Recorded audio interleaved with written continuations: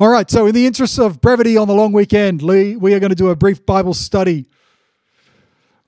This time I'm going to remember where it is, in Psalm 29. So this is what's called an enthronement psalm.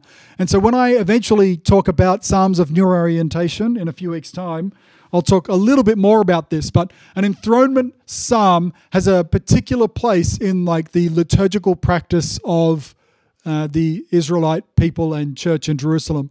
And so it's a little bit weird. So what I'm going to be talking about today, just off the top of my head, is based on what Walter Brueggemann had to share in a series of lectures he did on this particular topic.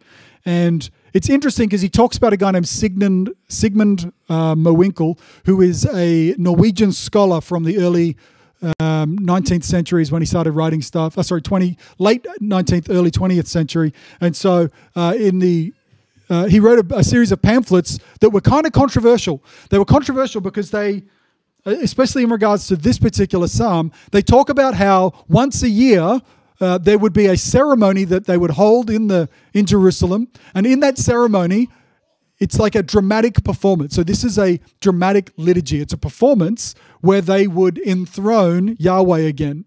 But the reason that Mowinckel's kind of hypothesis is controversial, and a lot of theologians, according to Brueggemann, basically all the theologians who know what they're doing operate with Mowinckel's theology in the background. But they're all a little bit too embarrassed or a little bit too shy, or no one wants to fully go all in and say we agree with him. So it's kind of, his hypothesis is controversial, but not so controversial that they don't all operate with it. And his hypothesis is this: all the gods would get together every year and have like a contest, and the god that would win that contest would be announced the greatest of the gods for the next 12 months. And this particular psalm is a reenactment of that scene. So it's controversial because it talks about Judaism being polytheistic, which is controversial. And that is because this psalm is almost certainly a Canaanite psalm that was taken and readopted for Judaism. And then the reason why I've looked up not just Psalm 29, but also Psalm, 96? Is that in Psalm 96 is a newer version of the same type of thing.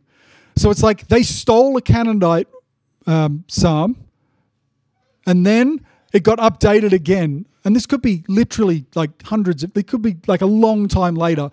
So the psalm then we have recorded in Psalm 96 is a newer version of the same kind of thing, and they are what we call enthronement psalms. So I'll go more into this. So it starts out in Psalm 29, and I'm going to read. I'll start with the New International, but we'll see what some of this thrilling comparative study Bible, parallel Bible, 4 different versions. We'll have a look what they say as well. So it says, "Ascribe to the Lord, O mighty ones. Ascribe to the Lord glory and strength. Ascribe to the Lord the glory due his name. Worship the Lord in the splendor of his holiness." So that very first bit where it says, "Ascribe to the Lord, O mighty ones." If I look across, all of these say the same thing. Well, that's less exciting. The King James says, "O ye mighty." So it's a little bit more exciting. But some of these will say, some different translations have like sons of God there, or they might have divine beings, or things to that effect. Does anyone have a different version there that says a different? Heavenly beings. So this sons of God, which is another translation there, these heavenly beings, these divine beings, these mighty ones, the sons of might. In the Canaanite version of this, that would have literally been talking about the different gods that were gathered. And spoiler, they were going to announce that Baal was the god of gods. But you know, we are not, that's right, boo, yeah. But in this version of it, and one of the ways that people in the more modern tradition, who, if they're uncomfortable with the idea that the Jews were polytheistic, I'm not sure how you can be fully uncomfortable with that, because Even Moses came down from the hill and they're like, let's worship Baal, let's make a golden calf.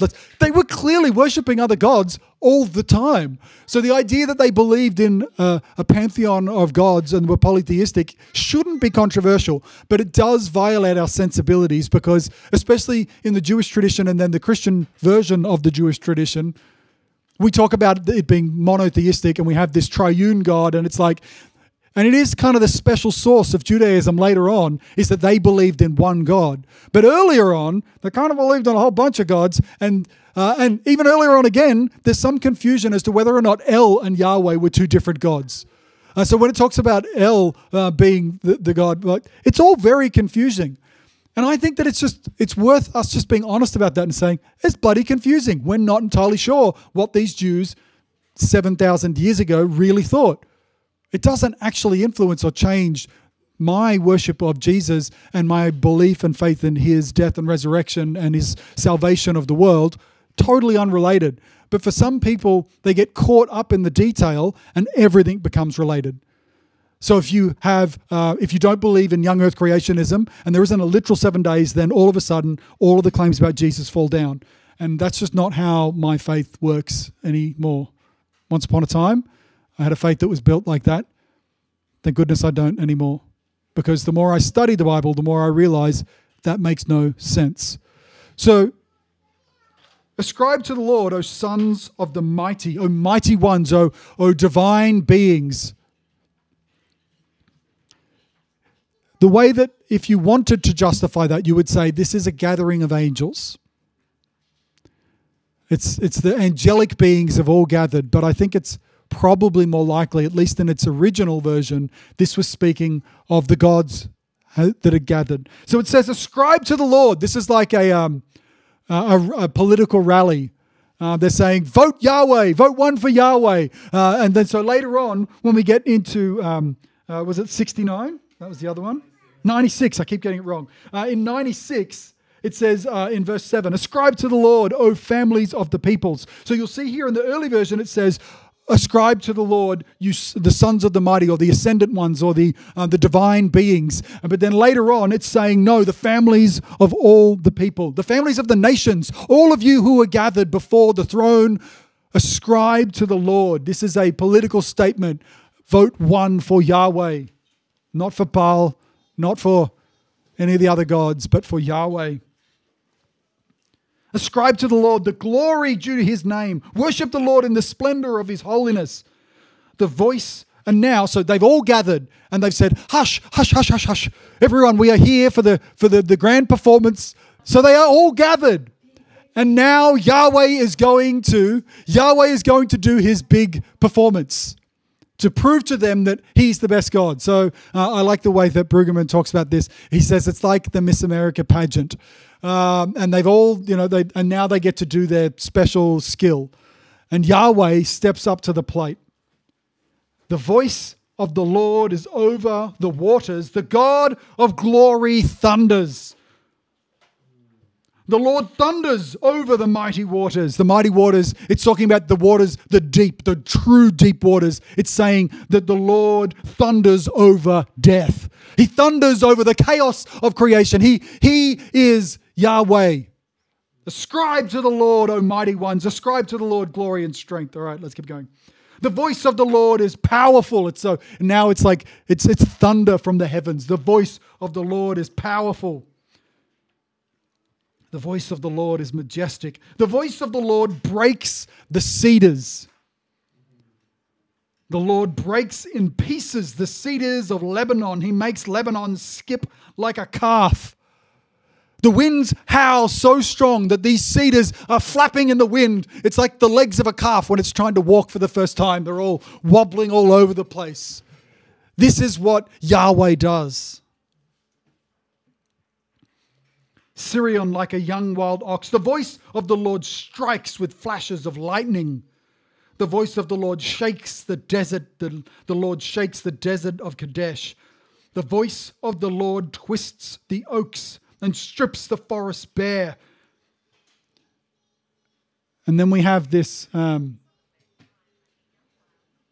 we have the the resounding cry, all of the people, so they've gathered in the temple, all the gods have turned up to see Yahweh's performance, and Yahweh has made it thunder, and Yahweh has stood over all of the deserts and all of the waters, and he's done all these incredible things, and there's lightning, and it is a powerful display of his glory and his might. And then it says at the end of verse 9, all in his temple, all cry, glory. Glory! And the Lord sits enthroned over the flood. And now normally you would think this is a terrible place to sit, to put your throne in the midst of the water and the floods. But not Yahweh. Yahweh, and we later see with Jesus, he commands the storm and he says, be still. So Yahweh says to the flood, and he says to the waves, and he says to everything in creation, he says, be still. The Lord sits enthroned over the flood. The Lord is enthroned as king forever. The Lord gives strength to his people. The Lord blesses his people with peace. This is what Yahweh does. Yahweh brings peace and blessing to all his people.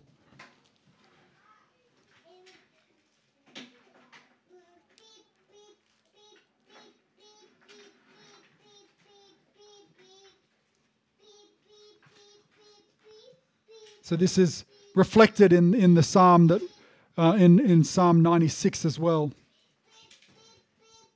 Ascribe to the Lord, O families of the peoples. Ascribe to the Lord glory and strength. Ascribe to the Lord the glory of his name.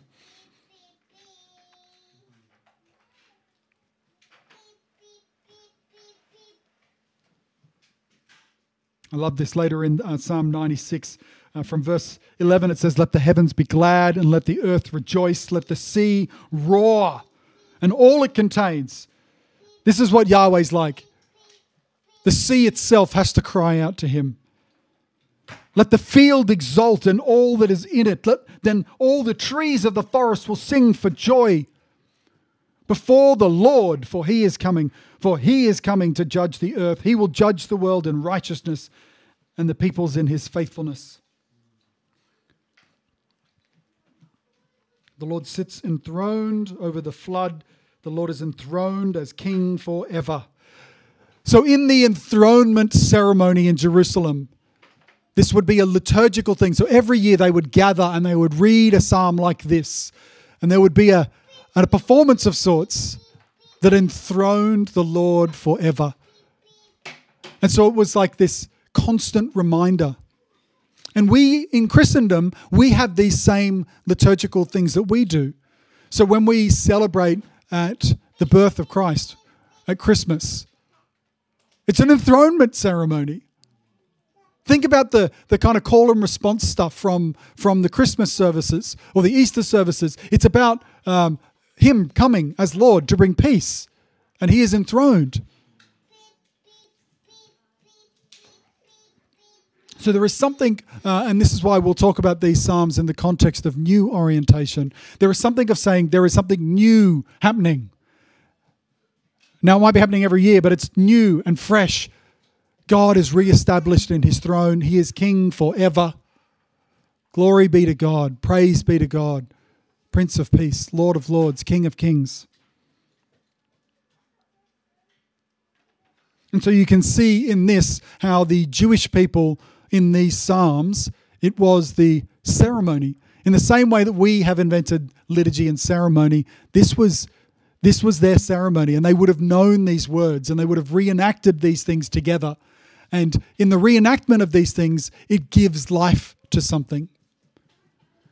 I can see them doing this, and every year, like we have our Christmas thing and we all get up and we have our silly little script and we reenact it. It's like that. They would get together, and I suspect it was more solemn than our Christmas gathering, but there was something of saying, yes, we recognize this. We enthrone the Lord Almighty forever. We have a new orientation now. We refocus at this time.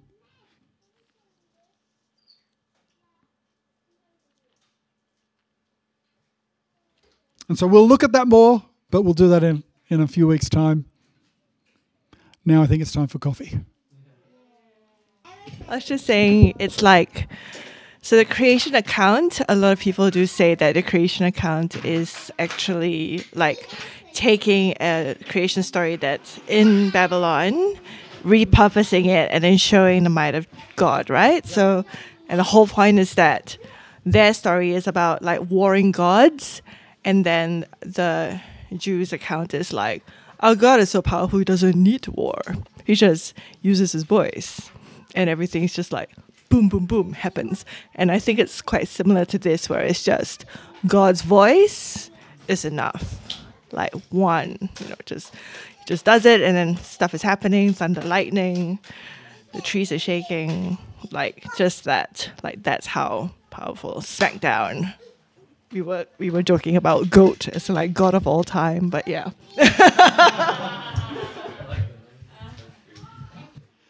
Yeah, there is like lots of the Jewish stuff came out of the cultural context of the ancient Near East.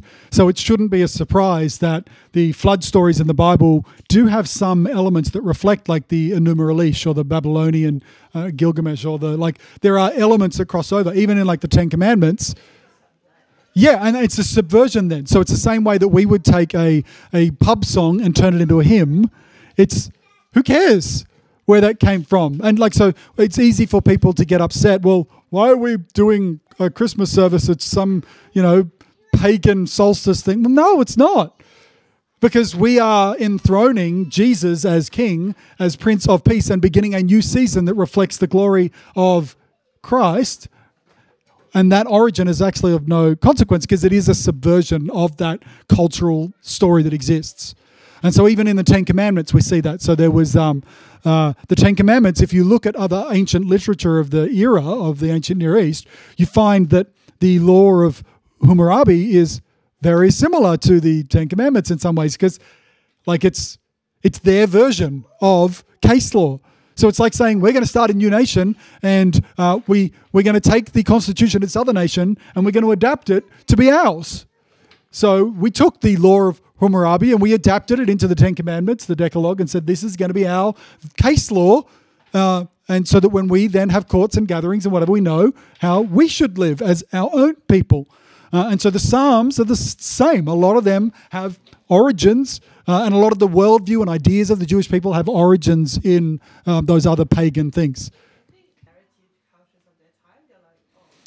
Yeah, Chevelle's just saying for those who are playing at home that there are some people within modern Christendom who are very uncomfortable with the idea that the Jewish people or even the Christians have borrowed from other secular society or pagan culture in some ways, because it would undermine the authority of Yahweh if there was something pre-Yahweh. But I think God created the heavens and the earth. But I do think that there was all this other stuff going on the earth that then the Jewish nation got made. But that's like Moses. There's a lot of time before that. Abraham was a pagan. Like when God called him out of where he was a pagan, and his father Terah was a pagan, which is why he was like, kill my kid. Sure, all the bad gods want us to kill our kids. Then so he wasn't upset about it. So the idea that we need to have Christendom or Judaism be the only thing or the first of that thing or somehow unique instead of being a product of the ancient Near East just is silly.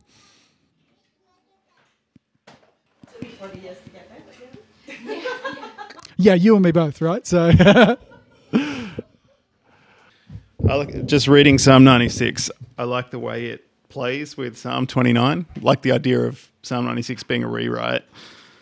So Psalm 29 is like he breaks the cedars, he ruins the forests basically, and then Psalm 96 goes through all this stuff, and it's like let the sea roar, let the fields exult, like then shall all the trees of the forest sing for joy before the Lord because he's coming. Like that's how it finishes it up.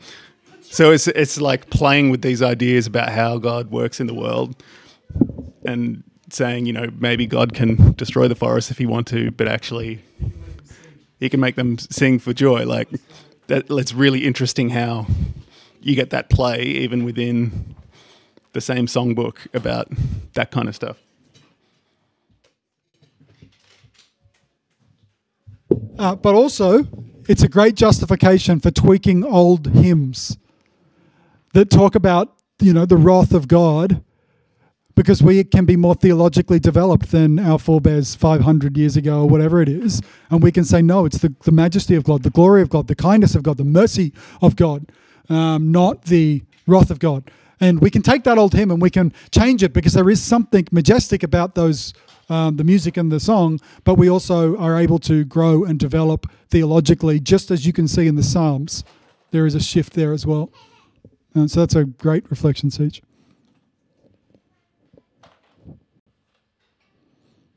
One which I will steal when I talk through the Psalms of New Orientation later. All right, are we for real this time? We're done?